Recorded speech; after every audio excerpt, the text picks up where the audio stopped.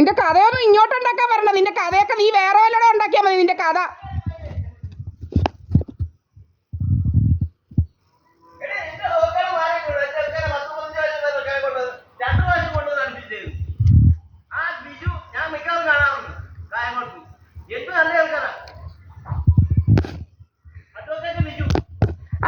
നീ കെട്ടിക്കോടാ. നിന്റെ പെണ്ണുപിള്ളക്ക് കൊണ്ട് കൊടുക്കടാ. എടാ നീ ബിജുപിയെ കൊണ്ട് കൊടുക്കടാ. നീ ബിജുപിയെ നിന്റെ പെണ്ണുപിള്ളക്ക് കൊണ്ട് കൊടുക്ക്.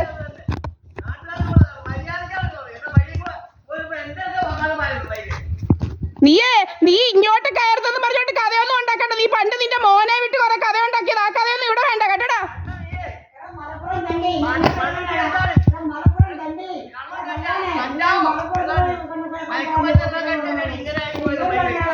അത് നിന്റെ പെണ്ണുപിള്ള കണ്ടാ അറിയാം. അവിടെ മയക്കുമരുന്നെല്ലാം കഴിച്ചു നിന്ന് അങ്ങ് ശോഷിച്ചു പോയല്ലോടാ നിന്റെ പെണ്ണുപിള്ള. ഏടാ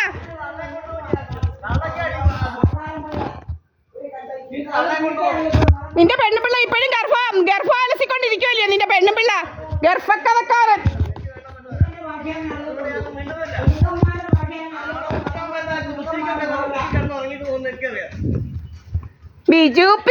ബിജുപിയെ കോടതി വഴിയാണ് ബന്ധം ഒഴിഞ്ഞത്. ബിജുപിയെ കോടതി വഴി. ഇനി അവൻ ഈ ജന്മം ഇവിടെ കയറത്തില്ല. ബിജുപിയെ കോടതി വഴിയാണ് ബന്ധം ഒഴിഞ്ഞത്.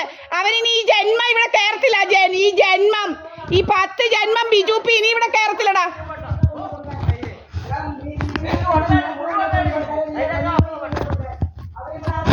ആണ് ശരിയാ. നിനക്കാ വട്ട്. കോടതി വഴി ബന്ധം ഒഴിഞ്ഞ ബിജുപിയുടെ കാര്യം പറയുന്ന നിനക്കാടാ വട്ട്. നീ ആരാടാ ഇവിടുത്തെ കാര്യം തീരുമാനിക്കാൻ?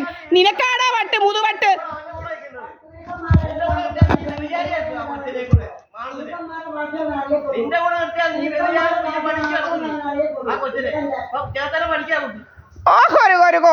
മച്ചാര്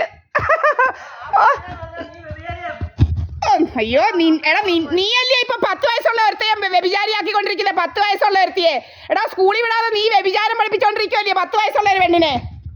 നീയല്ലേടാ വ്യഭിചാരം പഠിപ്പിച്ചോണ്ടിരിക്കുന്നത്. ബിജുപി അവന് ബിജുപിയെ കയറ്റണം. ബിജുപിയുടെ അജണ്ടകളൊന്നും നടന്നില്ല. ബിജുപിയുടെ അജണ്ടകളൊന്നും ഇവിടെ നടന്നില്ല. ബിജുപി നല്ലവരെന്ന്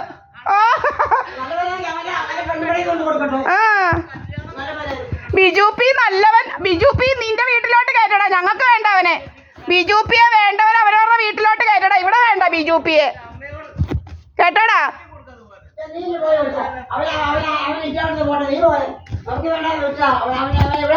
അതാ ബിജുപി അവന്മാർക്ക് അജണ്ടയൊന്നും നടക്കുന്നില്ല. ബിജുപിയുടെ അജണ്ട ഹിഡൻ അജണ്ടയൊക്കെ കയ്യിലിരിക്കട്ടെ അവന്റെ. കേട്ടോ, ബിജുപിയുടെ ഹിഡൻ അജണ്ടയൊക്കെ കയ്യിലിരിക്കട്ടെടാ. അവൻ ആരെയാ വേറെ ഇവിടോട്ട് കയറ്റി പൊറപ്പിക്കേണ്ടത്?